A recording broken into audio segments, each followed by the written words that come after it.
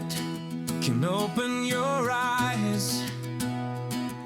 One book can open your world. Knowledge gives you power. Read and rise higher. 9R Tree. Better life begins in a book. Hello, I'm Sebastian. Welcome to 9R Tree's podcast. Today, I will summarize and review the book. Power versus Force introduces a provocative framework for understanding why people, groups, and entire cultures behave the way they do. Psychiatrist and researcher David R. Hawkins presents a map of consciousness that links emotion, worldview, and effectiveness to a logarithmic scale, arguing that unseen fields of energy shape outcomes far more than intellect or willpower alone. At the heart of the book is a sharp distinction between power, which aligns with truth and integrity, and force, which relies on pressure, fear, or manipulation, and therefore exhausts itself. Drawing on clinical insights, case studies, and experiments in applied kinesiology, Hawkins offers tools for testing ideas, clarifying values, and making sound decisions. The result is a blend of psychology, spirituality, and practical guidance aimed at anyone who wants to rise above conflict and confusion, cultivate stable inner strength, and contribute to positive change in work, relationships, and society. I will give you key takeaways from this book. Firstly, the map of consciousness. Hawkins' map of consciousness organizes human experience on a logarithmic scale from the lowest states of shame and guilt to the rarefied peaks of peace and enlightenment. Each band reflects a prevailing emotion, a typical view of life, and a characteristic level of effectiveness. The pivotal threshold is level 200, labeled courage. Below 200, patterns such as apathy, grief, fear, desire, anger, and pride tend to drain energy and foster reactive choices. Above 200, qualities like neutrality, willingness, acceptance, and reason stabilize attention and support constructive action. Further up the scale, love at 500, joy at 540, and peace at 600 mark transformational zones that dissolve conflict and expand perspective. Hawkins contends that the scale is logarithmic, so a relatively small movement upward can produce a large difference in impact. The map functions as both a diagnostic lens and a developmental roadmap. It helps readers name the state they are in, understand the likely outcomes that state produces, and identify the next viable rung to climb toward greater clarity, resilience, and contribution. Secondly, kinesiology and the testing of truth. Applied kinesiology is presented as a practical tool for discriminating between truth and falsehood. The core observation is that the human body momentarily weakens in the presence of incoherence and strengthens in the presence of coherence. In the method Hawkins describes, a test subject extends an arm while a partner applies gentle downward pressure. When the subject contemplates a statement, image, or object that is aligned with truth, the arm tends to remain strong. When exposed to what is misleading or harmful, the arm tends to weaken.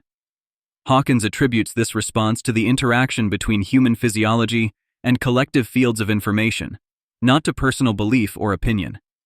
He recommends neutral wording, clear intention, and the elimination of obvious biases during testing. The book reports large numbers of trials and suggests safeguards such as double checks and group calibration. Whether or not a reader embraces the method, the chapter models disciplined inquiry. It invites people to examine assumptions, resist persuasion by forceful rhetoric, and anchor choices in embodied feedback that reflects integrity. Thirdly, power versus force in action.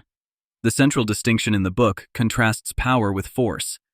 Power arises from alignment with truth, compassion, and integrity. It expresses itself as clarity, calm resolve, and non-violent influence. Because it resonates with higher levels of consciousness, it tends to be self-sustaining and to catalyze cooperation. Force, by contrast, relies on pressure, manipulation, and threat. It consumes energy, provokes resistance, and demands continual input to maintain momentum. Hawkins illustrates the difference with historical and personal examples, showing how movements grounded in authentic principle outlast those driven by domination. In daily life, The difference shows up in communication styles, goals, and leadership. Power tells the truth, takes responsibility, listens deeply, and invites voluntary alignment. Force blames, spins, and pushes for compliance. The practical message is clear. When you choose strategies that are congruent with power, you reduce friction, increase trust, and unlock creativity. When you default to force, you may achieve short-term results, but you plant the seeds of burnout and backlash. Fourthly, emotional attractor fields. Hawkins proposes that emotions are not only private feelings, but also attractor fields that organize perception and behavior. A field like fear filters data to confirm danger. A field like anger focuses attention on obstacles and enemies. A field like acceptance widens perspective and permits solutions that were previously invisible. These fields shape choices without overt awareness and can be sensed in families, teams, and cultures. The book explains how chronic emotional postures entrain physiology, language, and expectation, which in turn determine performance under stress. Because fields interact, one steady individual at a higher level can stabilize a room that is drifting into conflict. Conversely, one chronically hostile voice can pull a group downward if it is not balanced by integrity.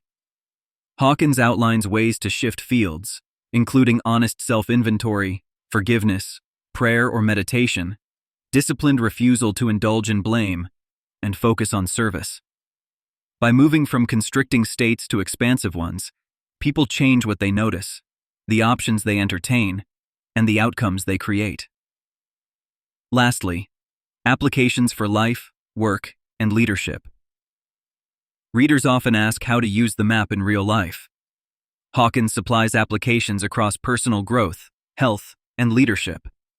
On the personal side, you can inventory frequent emotions, identify the level that best describes your day, and select the next reachable step, such as moving from pride to courage or from fear to neutrality. You can choose media, mentors, and environments that calibrate higher, since exposure entrains attention. In health and habits, the method suggests testing foods, supplements, or routines for congruence with long-term well-being. In relationships, you can shift from winning arguments to seeking alignment, which elevates the emotional field for everyone involved. In leadership and culture, the map supports hiring for integrity, clarifying mission, and designing policies that respect autonomy rather than relying on control. The book also models decision checklists that reduce noise and prevent drift into forceful tactics. Over time, these practices compound, creating less drama, more energy, and a stable sense of purpose that carries through setbacks. In conclusion, this book is for seekers who want a clear compass, leaders who want results without collateral damage, helpers and clinicians who want humane leverage, and anyone who senses that inner state quietly determines outer fate. It will benefit your life by giving you a vocabulary and a map to diagnose where you are, a method to test assumptions, and a sequence for moving upward without drama.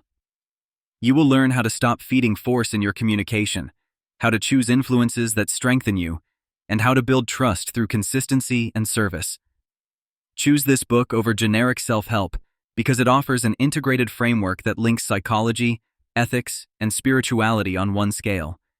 It is memorable, testable in everyday situations, and applicable to decisions from what to read to how to lead. Rather than quick fixes, it offers principles that compound, helping you create durable power that is calm, generous, and effective. If you would like to support David R. Hawkins, MD, PhD, you can buy the book through the Amazon link I've provided in the podcast description. After reading the book, please let me know what you think and share your thoughts. See you around. 1 minute can open your eyes. One book can open your world. Knowledge gives you power, read and rise higher. Now